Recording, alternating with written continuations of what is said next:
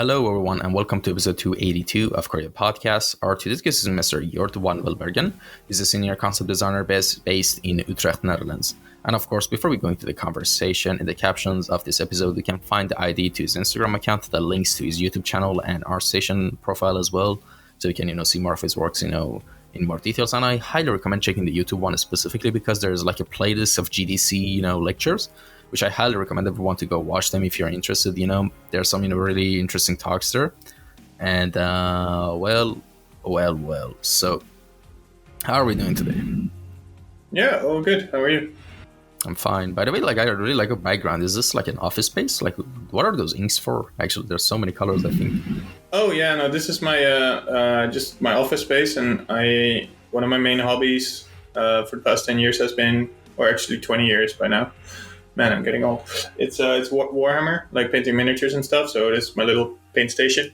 I've got an airbrush set up there, and a bunch of like paints and stuff. So it's just a little hobby desk that I have.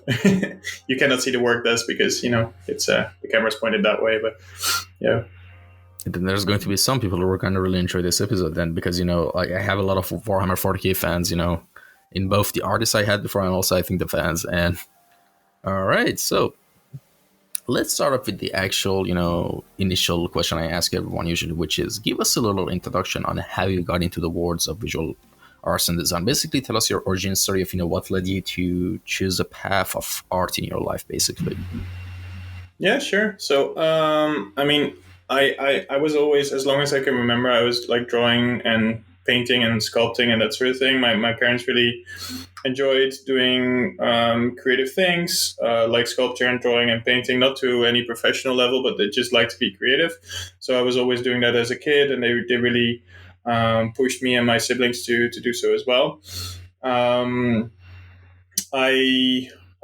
Like as I said, when I was about 10 years old, I got into Warhammer, and I really enjoyed that and really got me to paint a little more seriously. I started doing all these like little small paintings on like the tanks that I bought. And then I thought, well, if I could do this, in a small size, maybe I can also do it on a canvas. And I transitioned to oil painting and acrylics.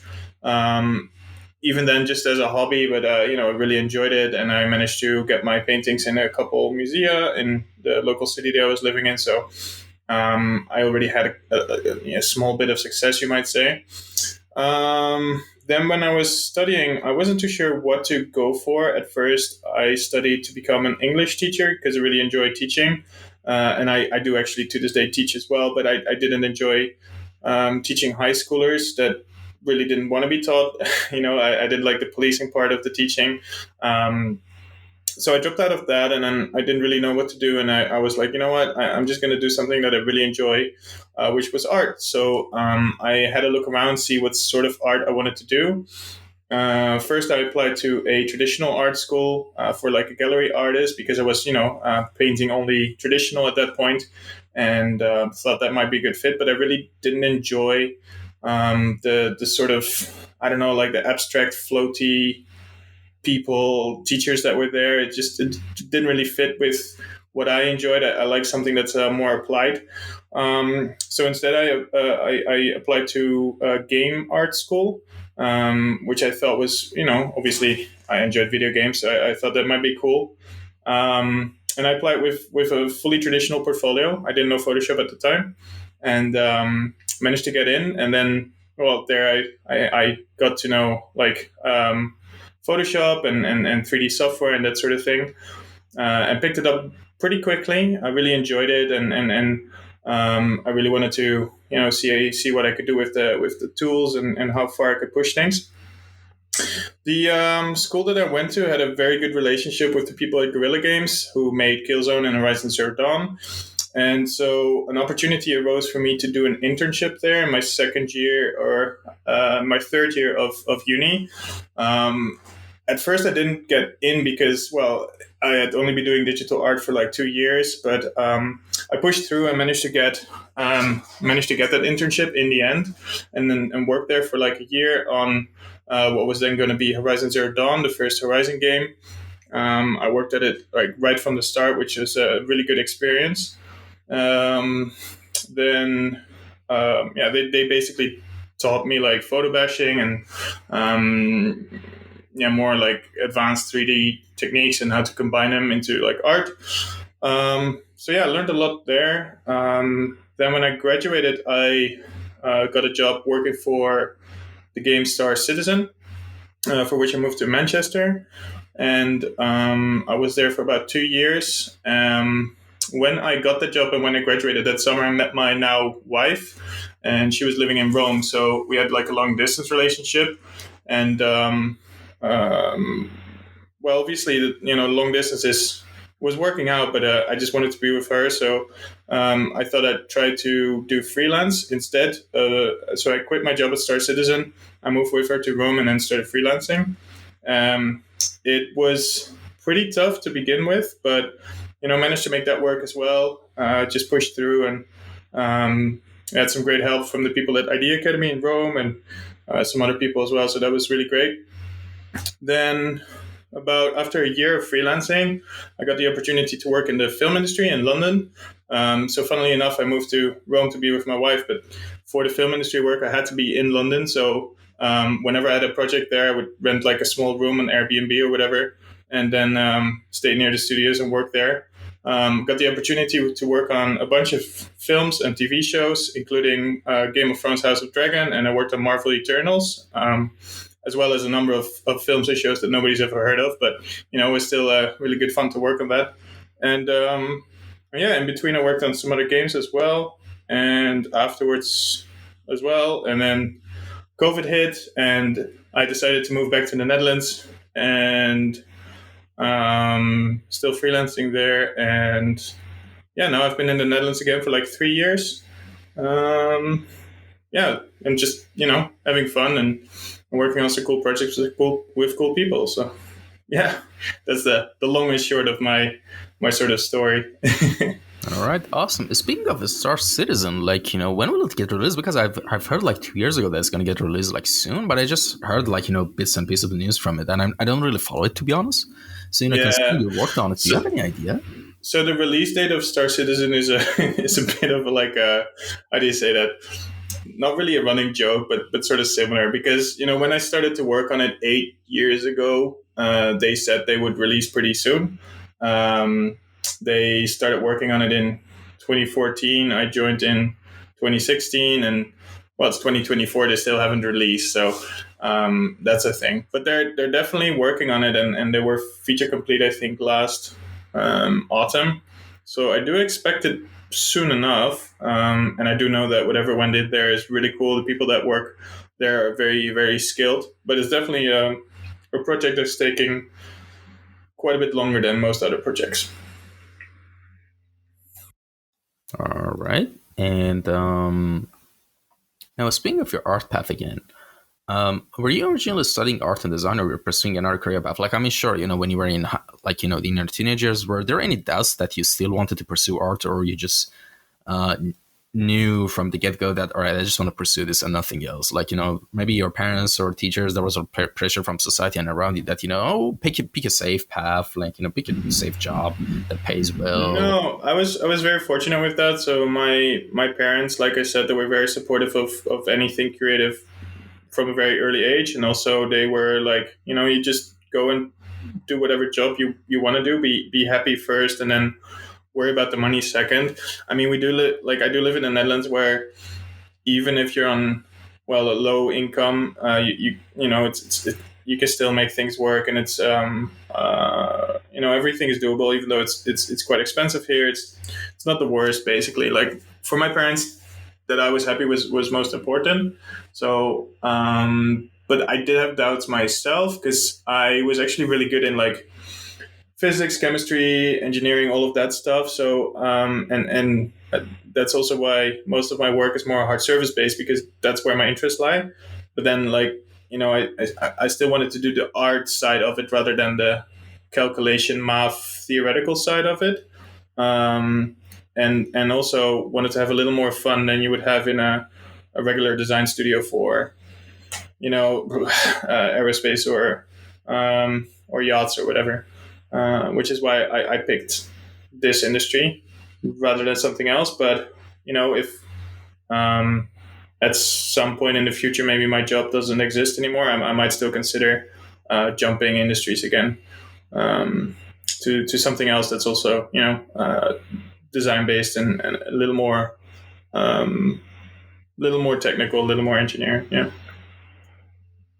All right. Now, I just remembered something. I wanted to ask you something. What is your favorite faction in Warhammer 40k? And also, an extension of that, which I'm kind of always interested. What is your favorite faction of the Space Marines as well? So it's like two questions in one. Fair enough. I mean, my first ever 40k army was Space Wolves. Um, and yeah, at the time I was really into like Viking stuff and all the stuff that Space Wolves are all about. So that's something I really enjoyed. But at the moment, I mean, I have Tau because I love robots and they have the best robots. I did have Space Marines. I have like Chaos Custodes, Eldar, Necrons. I mean, I had Guard, I had Tyranids. I over the past 20 years, I've owned almost every army, I think, and then at some point I just sell it because I don't really use it. I'm not really like, I like to do a bunch of different things. You can see that in my career and also in my hobby, where I like the variety. Yeah. Um, I hope that answers your question. All right, does. And all right, let's get back to art again for a second. What is your main branch of design that you're focusing on? And tell us about your experience from the start of it until now. All right, so in the introduction, I mentioned that you're a senior concept designer, but I want to know out of all these positions that are available in the industry, that you can get from either to like, in 3D realms or, 2D concept art or whatever, you choose concept design and concept art, what led you to this choice? And also tell us about your professional experience from the start of it until now. How's the journey been so far, basically? Right. So I picked concept art because I don't know. I never really wanted to do anything else, I guess.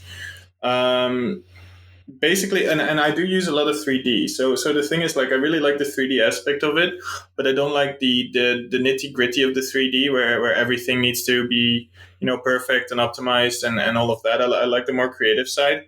Um, I also like the drawing bits, which you don't really do as a 3D artist as much. And I also really like the world building and coming up with stuff. So, like, I never really considered doing anything else in the games industry than concept art, really.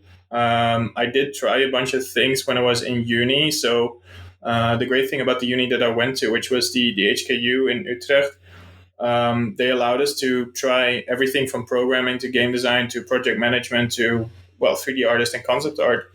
Actually, concept art was one of the least things that we got to try because you're working in small teams doing projects, so you don't really need a concept artist for that. But it's just the thing that I gravitated towards because I just like to do the design part of everything and yeah, I just enjoy that more. Um, and yeah, what do you mean like the journey so far? My experience, like Like in the past couple of years that I've been working in the industry, like, how's the, like, the whole thing been like, has it been smooth? Have there been particular challenges? Are there any interesting stories? Kind of like that. yeah, sure. I mean, it's so I've worked in the industry, if you count my internship as well, for 10 years now. So obviously, there's been a lot. I've really enjoyed every single part of it. There's definitely been ups and downs. So so for me, when I was working in a company, I felt a bit trapped sometimes because if you it doesn't matter whether you work hard, like fast or slow. Like it's always the same day, the same hours, that sort of thing. I didn't feel like I got rewarded as much for like working faster or slower, and also I don't know, like the after 2 years on one project, I still have that with freelance as well. It's just it becomes very monotonous. So that's why I went freelance instead of doing in house. But I still work on long term projects, and I really enjoy that, working with people and that sort of thing. It's just I like to have that freedom. So that's why I picked the freelance and why I stick to it. But yeah, when I started out freelancing, it definitely wasn't easy. But what would really help was that I didn't have any real bills to pay. Like I only needed to, I don't know, like make like 300 a month or something. Um, to pay my rent, and that's about it. And so yeah, it was, it was okay for me to just, have only like one job every 2 months, and then slowly like work it up to have something more. Yeah, what else? For me, networking is like one of the most important things in the industry. So besides doing the concept art thing, I'm also very active at events. I worked a lot with an organization here in the Netherlands called Playgrounds Festival, and they organize events in the Netherlands and then also in Berlin and in London now as well.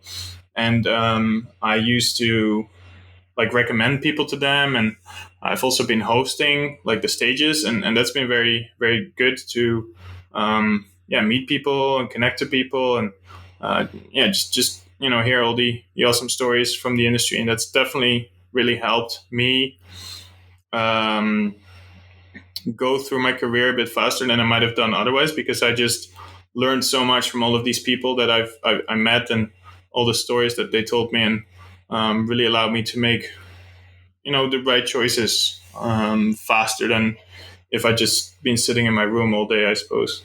I don't know, man. There's so much to tell. There's so much to speak about. There's so many stories. So Well, we got time, man. What's yeah. your I don't know what favorites? else. So, I mean, just to go back to the beginning, like for me, the most pivotal point of my career was definitely the beginning, where I got that internship at Guerrilla Games. Um, I'm super grateful that I managed to like get in, and that they gave me the opportunity to do so. Because at the time, I definitely wasn't the best of the interns that they hired, but I do feel like I proved myself there, and I just learned so much, not just about my craft, but also about how a game studio works, what sort of people are involved, at what times, and with what capacity. And I can definitely recommend anyone that doesn't know this and wants to go into the industry to do research and to figure that one out. Because if you know sort of like what your job is and how it's connected to anyone else, that just means that you can do your job way better than if you wouldn't know that. So I can definitely recommend working in house to start out, at least to understand the industry, and then and just try to learn as much as possible. Uh, Definitely, yeah. A good internship is just key to a good career, I think. I don't know anyone that hasn't. Well, that's not entirely true, but most people that have good internships, they will succeed. I do know people even at Guerrilla Games had their internship, and they just they just messed it up, man. You get an internship at Guerrilla Games, and then you show up late every morning. Well, that's not the smartest thing to do, is it? Yeah, definitely. And so these were some, really good tips. But now, speaking of your work, I'm kind of curious about this next question, which is, how does your design process usually go anytime you want to start working on a new project or a piece? Like, basically, what does a structure of your pipeline look like? And of course, I know it differs between, personal work and professional work, but I would like to know for both of them, if this is possible. Sure. So one thing that I try to do is to I don't really sketch, which is interesting. I start with the problems first, and then try to solve them, and then try to find out how I can show the solutions in a visual way afterwards. For me, what's most important is to work from a problem-solving point of view, which is also why I get hired. I get hired to solve problems, not to make pretty pictures. If they want pretty pictures, they can hire an illustrator, not a concept artist. So what I always need to have a chat with a client, or with with myself if it's personal work, but to really understand like what the problem is, what needs solving, and then I will usually just write down a list of the solutions that I can think of, and then I start to look for some references and some other solutions. This can be something as straightforward as like we've got this bit of this room that we're designing, and we need more detail.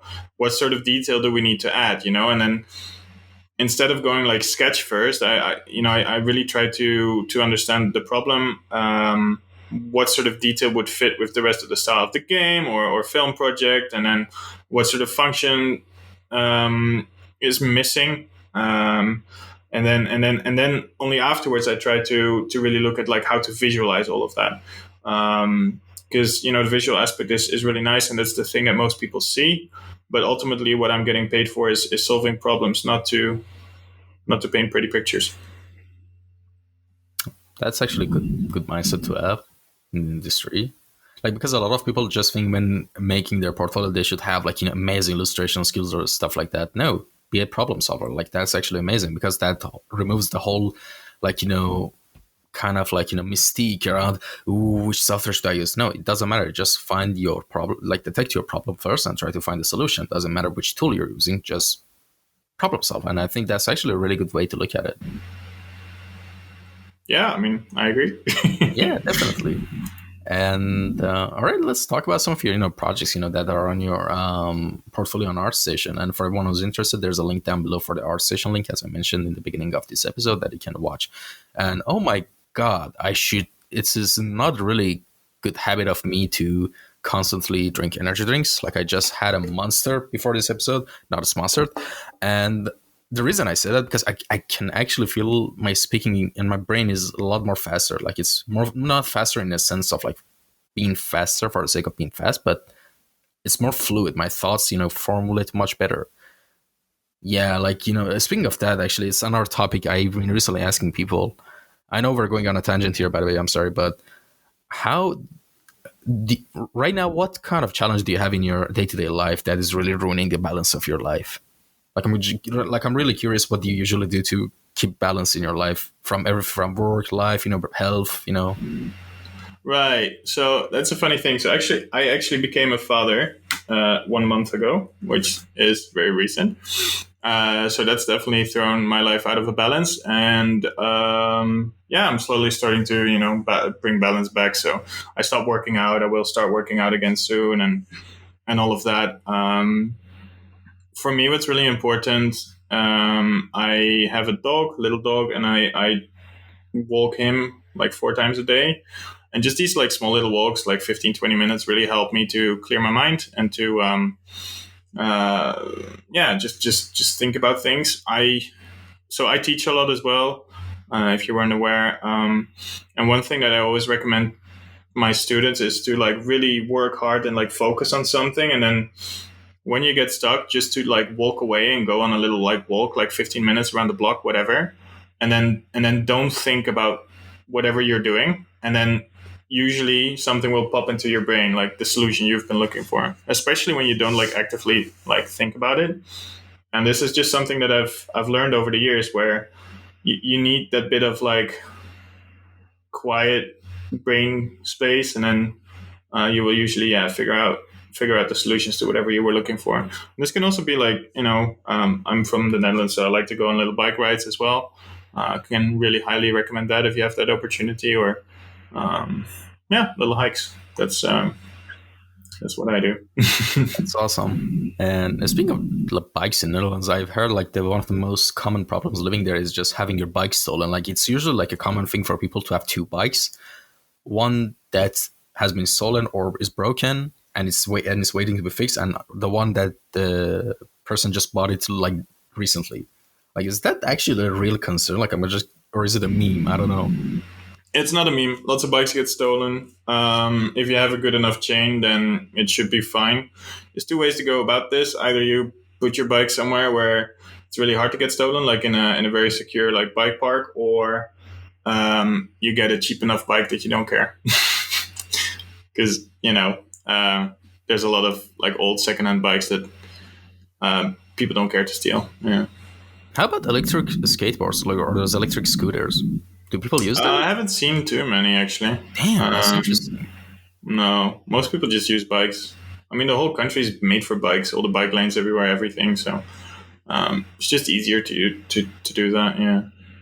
And like in the Netherlands, there's actually more bikes than there are people. So that's interesting. yeah, because like you say, a lot of people have two bikes. Like, that's just the thing. Like the most common thing is that like when you commute to your work, you would have a bike that takes you from your home to the station. You park it at the station, you take a train, and then wherever you arrive, you have another bike there, and then you take it from the station to your office. that's just a lot of people do that. So yeah, a lot of people have two bikes for that You reason. know what should be introduced? Do you remember back in early 2000 there was this shoes that like all of us, when we were kids, we thought it was the coolest thing ever. Like those wheelies that had little wheels at the bottom of the sneakers. Do you remember Yeah, they those? don't go fast enough though, and they're not really that safe. Oh yeah, that's true. That's true. You're right. And all right. So sorry for the tangent we just How dare started you? like 5 minutes ago, How but let's go dare back. you? Let's go back to our station again. Finally. All right. So a couple of prominent like projects that just get my grabs my eyes. The recent one is you worked on House of Dragon. Tell us a little bit about that. How was the experience working on that? Yeah, so that was really really fun. Short though, so I was only on it for like 8 weeks, and I haven't posted everything that I did for it yet. But the first and the main thing that they wanted me to work on was the Storm's End Castle, and so yeah, it was really good fun. They sent me like a sketch of what they had in mind and some reference of some tower that they found. And the problem that I had to solve was the layout of the castle. So that's why you see like if you scroll, you see like one tower, three towers, two towers. It's all a bit different. And then also the mood, there were different tones. And then also on top of that, they wanted to shoot parts of this like on a location, so like somewhere in Portugal or Spain or Iceland, and so I had to incorporate the landscape of wherever they wanted to film. So, for instance, the top image that you see in the art station, that is like a very specific cliff in Iceland with these two holes in them, and so they wanted to use that for the castle. So I had to paint the castle on top of that one. There is a location in Spain, which is the one just below it, with a lot of these boulders. And then also the one below that, you'll see a giant boulder sticking like through the tower, which was another idea they had, which was making all of these boulders actually part of the castle. But they did end up choosing the Iceland one in the end, which is the one that you see in the show. All right. And up next, there's a Star Atlas, which you got quite a few works. I mean, that's kind of understatement, but yeah, you worked on it extensively, if I'm not mistaken, right? Yeah, so I was with Star Atlas for 2 years, almost 2.5 years, and yeah, we did a lot of work. Star Atlas ran out of money last August, where they had to restructure, so they had to let go of a bunch of the team, including myself. Um, but basically, up until that point, I started out doing some environments, which are the first pieces you'll see in my portfolio, and then I switched to the vehicle team. So I designed a bunch of spaceships and also the interiors for those spaceships. And yeah, and then we started, working on them and bringing them into Unreal. But the process has slowed down now that because they basically had to refocus on other elements of the game and the product. Um, yeah, it was really good fun, and I got to work with my old friend Gary Sanchez, who was the art director for the vehicles on this, and I worked with him on Star Citizen as well. So I've known him for like 8 years, and it was really good fun to work with him on this. Because we've known each other for so long, I kind of know what he likes, and he knows what I like, and then yeah, it was really good fun. All right, awesome. And here's the thing about Star Atlas. There's like my one of my favorite pieces of you actually on this portfolio is the Titan from a Star Atlas that they just did, and I definitely can see some inspirations from Warhammer as well on it. But we also talked about, of course, about your um like how does your pipeline usually go and stuff like that. But from like a design point of view, like how do you come up with this, for example? Right. So, I mean, the thing was, we had the idea that this was like a giant rail gun. You can see that in one of the lower pictures with the green background. So, like, it's a giant laser cannon thing, and it's supposed to be the flagship carrier mobile weapon platform for this specific fleet. So, this was the Pierce. Like manufacturer, I did a bunch of the Pierce ships, and it's a specific style that they have lots of angles, and um, yeah, it's like my sort of thing. Um, and then also it needed to be the biggest ship that they have, especially for this fleet, but then also for most of the game. There's only a couple ships that are like Titan class, so scale was a big factor. Um, and it needed to have like a bunch of guns and a bunch of hangars, and it needed to consist of these angular elements that we've already established by doing the other peer ships. Yeah, that was basically the starting point. Then also I started doing some like sketching and some iterations, mostly in 3D. And then very early on, Gary Sanchez and I had this idea of making it open up, so it had like a defensive sort of travel mode, and then at some point it would just go full attack mode, like like an X-wing or something, and it would open up part of it, and then the cannons would roll out, the fighters would start flying, and then would do like shooty stuff. Um, yeah, so that's basically the way we thought about it. I did a couple animations that you can see on the YouTube channel and also on the ArtStation where it opens up and you spin around it. Yeah, and then like I just discussed in my sort of like workflow thing, then I just had to make it pretty, and yeah, applied all the shapes and details and that sort of thing. All right. And do you also follow like, video games and movies these days? Like, maybe there's, especially sci-fi ones, maybe of course it's something that it seems to be like of your point of interest. Like if you do so, what are some of your recent like, designs that you've seen in a game or a movie that you really liked? Right. Yeah. No, I play a lot of games. So I mean, obviously, I played Helldivers and the latest Star Wars Jedi Survivor game. I really enjoyed Helldivers. The game I really enjoyed. I think the art could use a bit more love, but the game obviously is very fun. Um, really enjoyed the Dune film designs, as well as the ones from Avatar, the latest Avatar film. Um, but for most of my work, I still pull from my early like sort of inspiration. So like for the Titan specifically, obviously it's very reminiscent to the Halo ships, which are also giant railguns, albeit a bit different and maybe a little more like clean. But yeah, that's definitely some of the stuff I like. So I take from Halo and Warhammer and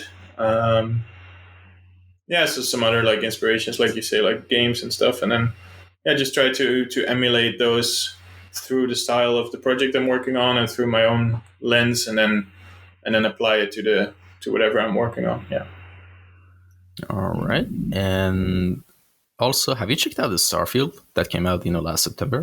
I haven't checked out Starfield yet. I wasn't too sure of it, although I have heard good things. Yeah, I still need to give that a go, but I was too busy playing Baldur's Gate at the time. Yeah, because I'm also really into fantasy stuff, even though most of my work is sci-fi. Uh, so yeah, That's I just interesting. I just had to sink a couple hundred hours into Baldur's Gate. I had no choice. Yeah, and well, it's kind of interesting. I'm just going to tell you something before you play Starfield. Like, don't expect it to be on the level of Baldur's Gate 3 or Cyberpunk. But if you're someone who just a fan of space and sci-fi and just wants a casual, like, time waster of a game, by time waster, I don't mean necessarily as a bad thing. It's like, like I don't know how to say it. Like a chill, like you shouldn't take it super seriously, so you get disappointed by the quality of gameplay and everything. Oh But yeah, yeah. if you're a fan of sci-fi, if you like to see new designs and stuff like that, I know that people make it out that it's just the worst thing that's ever made. But if you just want to chill, normal, like, sci-fi, if you don't mind a lot of loading screens every 10 seconds, go for it, honestly. Yeah, I You don't might like the enjoy it. loading screens. That's also what put me off of Fallout. It's just like every time you enter anything, it's just loading screen. It's just like, I Oh, don't want Starfield is this. 10 times much worse then. But I mean, Ah, still, yeah. yeah. No, I was afraid of that. I just hate it. Whenever you want to open a door and then the loading screen is like, no, takes me out of the experience. Like just leave me in there. Yeah. I mean, the reason people hate it is because it's been in development for 8 years. and they put off the development of the next Elder Scrolls for this, and they had a budget of around 400 million, if I'm not mistaken. I checked a couple of sources, and we got this mess of a game. So of course, anyone, and I don't think it's not just me. A lot of people who were fans of Bethesda, they don't have high hopes right now for the next Elder Scrolls. But what do we have hope is hope in modders that are making amazing mods out of like these base games. Like there are still been mods made out of a Skyrim that are like just astonishing, you know. And yeah, Yeah, I know. I don't know. Like I've played some of the mods of Skyrim. I played the base game like a lot. Like again, like 600 hours or something in Skyrim, and I like it. But like I don't know. The mod thing is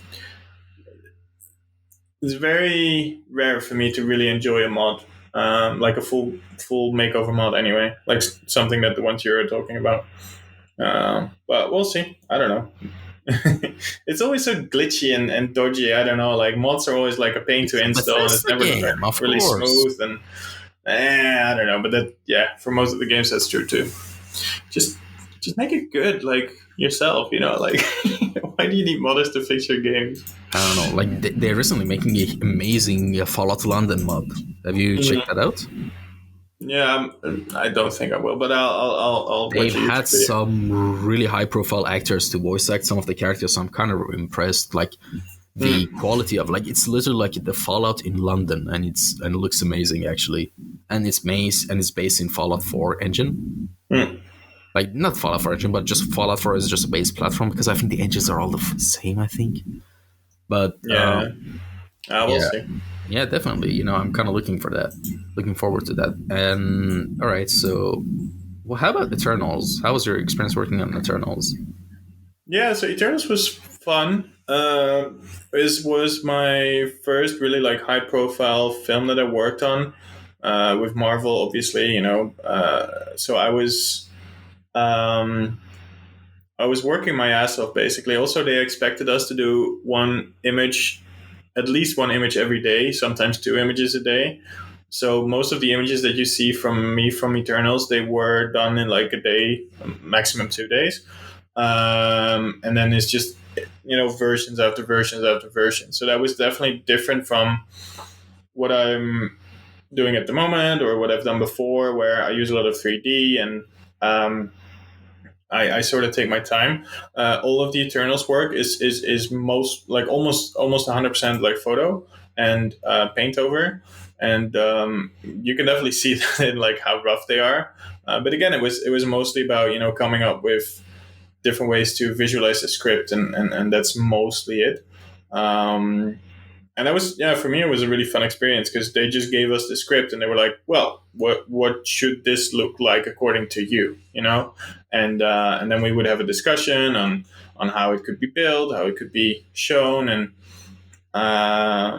yeah, we would just churn out image after image after image. And um, what was also fun about this was we were working with, was it 6 concept artists on this at the same time. So I got to sit next to these people that I've been looking up to for a while, and pick their brains about whatever, and that was a really fun experience. And yeah, I mean, it was always fun to work at the film studios because there's not just one film happening there. There's always multiple films, right? So when you're there, there's also like a James Bond and what was there at the time?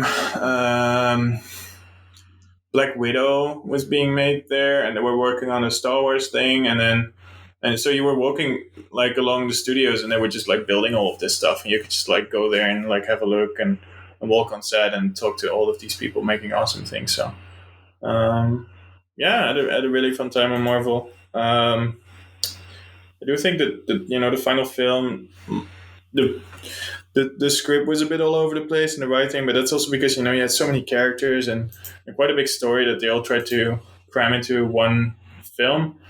I would probably have loved to see it like as a Netflix show maybe, but you know, it turned out to be this, and I was just really happy to be part of. And also, what's really good is really good. What was really fun, I only recently got the art book for it, and I am actually the artist with the most pieces in the art book, which is something I didn't really expect. But yeah, like a lot of my pieces were used for like full 2-page covers and everything. So if you want to see more of my work, get the Marvel Eternals art book, I suppose. But that was a very nice surprise because I didn't expect that at all. So someone told me to buy it because a lot of my stuff was in there. I was like, all right, I'll get it. And then yeah, there was a lot of it. So yeah, really happy that they appreciated my work that much. All right, awesome. And all right, who are some of your favorite artists and designers that have inspired you the most? Well, that's a really tough one because there are like a lot. Oof, not really sure. Also, I'm really bad with names, so that's a big problem. But there's so many projects and people that really inspire me. So like Maciej Kuchara is like a big inspiration because he works on awesome stuff, but also he has a very like he has a lot of like great personal work. That is something I'm really struggling with. So anyone who does that a lot definitely gets my uh, yeah, definitely inspires me. But there's so many people, there's people like anyone that worked on the Rings of Power show or the Game of Thrones stuff or any of the recent Halo. There must be hundreds of artists that I'm looking up to. Basically, I don't know really how to name all of them. But every time I open ArtStation and I discover new artists that make incredible work, and I'm like, fuck, I really need to like up my skills and increase everything. Yeah. All right, and well, what are you working on right now that you can tell us about? I mean, what kind of project is it? I mean, both for personal work and professional work, and of course, on professional works, there's NDAs involved usually. But if you could share any details that you would be comfortable with, that would be awesome. Yeah, sure. So, like I said, I just got a baby, so I'm putting off personal work for the moment. But right before the baby arrived, I finished working on my Nomon course, which should be dropping relatively soon. In the Nomon course, which is sort of personal work because they just let you do like your own project and then record how you do it and then talk about it. And it's all about intrinsic spaceship design, which I really love, and it's basically the stuff I've been doing on Star Atlas for 2.5 years, right? And so, yeah, if you want some insights into that project, I think you can hear my son crying Yeah, through actually, everything, it's can't fine. you? I was just kind of thinking about it. Maybe in 18 years, you can watch this YouTube video and realize, oh, that was me crying. Yeah, yeah, That yeah. would be kind of like a Oh well, funny profile. yeah. I don't mind it, honestly. That's just how it goes. But anyway, so like yeah, so I really enjoyed working on the Nomon video, and I hope it releases soonish. But we'll see. I'll let you know. And that was just fun to do a project that was entirely me, no art directors or any clients involved. And then I'm currently working on a really fun little sci-fi game that I can't really talk about, but I'm just having really good fun, like doing environments and props again after doing vehicles for so long, and working more closely with a team of awesome people as well. So, as a freelancer, sometimes it's just shooting some stuff to the client, and then they're like, "Yeah, great, awesome, thanks."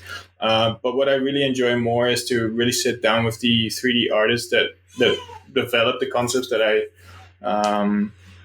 design, and then sit down with them and really try to make the best assets as well, right? And make it really like look nicely in the game.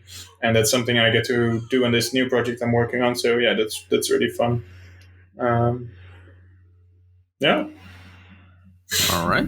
And what area beside the area you're working on in, which is of course, art related, would you be interested to explore and learn in the future? Like basically what other non-art related hobbies or stuff you got going on in your life? And of course, beside the miniature paintings, beside the arts, just anything non-art related that you got going on.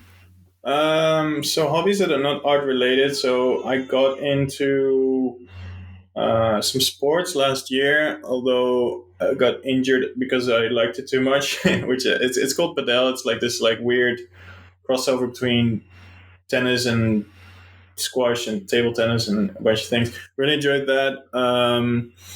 really enjoy spending time with my dog and now with my baby as well. Traveling, I love seeing new places. So I've lived in London for a while. I've lived in Italy for a while. I love doing like road trips and really seeing the countries. Like I like it more so than flying, because I don't know, flying for me is like teleportation and you just arrive somewhere and then you're there and like, okay, sure, whatever. But for me it's like way more fun to actually go through the whole stretch of it and see everything in between. I used to be really into cycling for that reason as well, and I want to try to pick that up again. And so I actually cycled for like hundreds of kilometers, just seeing all the little villages and everything around where I lived. And then at some point I actually cycled when I was studying, I cycled from where I lived to Berlin, which was a 900-kilometer journey, which I did in a week. And it was just really good fun to see quite a bit of Germany and just experience all of that at a slower pace than you would maybe like driving through it or flying over it. Yeah. But most of my hobbies, I guess, are art related or game related. So yeah, it's like Warhammer, video games. I like going to the cinema and reading, Netflix. I don't know. All right, man. And well, 3D printing, something. Okay, that sounds awesome. I actually want to get into that later. Sorry? That's awesome. I really want to get into 3D printing whenever I can. Yeah, I mean, yeah, I would. You need a bit of space for it. Some money, of course, to start. A little bit of money. It's actually not that expensive, but it takes a lot of time to understand how to make your models so that the prints come out nicely. Yeah. All right, we've reached the final question and section of the podcast, which is called Time Capsule. And all right, let me explain it like this. Imagine you had only like a couple of minutes or a short window of time to say anything you want to say right now to that be recorded in a time capsule for future, right? So, but what I want to ask you in extension to that is, please tell us the most valuable life lessons and tips that you have learned thus far.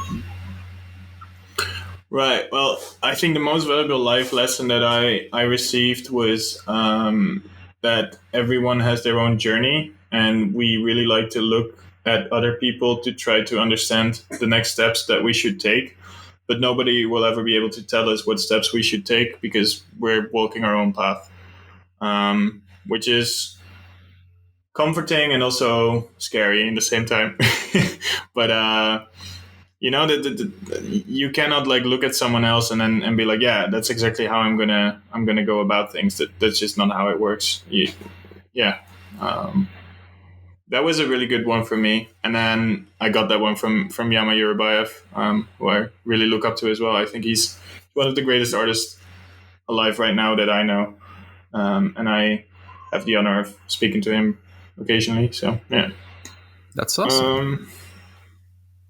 Yeah, I think that's a good one. Yeah, and otherwise, like I would really just recommend just, pick something and work hard towards it. And it's really easy to doubt whether you're on the right path, but this is what I did when I was like cycling a lot, like back in the day. It's like, if you always doubt if you're going the right direction, you're never going to get anywhere. So it's better to just pick a direction and just go, the full stretch, cycle to the next village. And then in the next village, you just look at the signs and then you pick, another direction, and the same goes for life. I would just like pick a direction, give it your all, and then at some point you just stop, you reflect, and you pick another direction and you give it your all again in this new direction. And in this way, you'll ultimately get to where you want to go, even if it's not the most direct path, but it will be the most like fulfilling path, or yeah. It will be the most worthwhile way to do things, rather than doubting every single step you take. All right. Awesome. Thanks so much for coming by for this podcast and episode, like taking the time after the schedule and actually coming. And congratulations on, becoming a father. I didn't know that beforehand. Yeah, no, that's all right. And thank you to anyone who tuned in and listened to this episode or watched it on YouTube. I hope you enjoyed it as well. Leave a comment down below if you have any suggestions, comments, critiques, as always. And with that being said, take care, everyone. Stay safe. Till next episode. Bye-bye. Yeah, bye-bye. Thank you, everyone.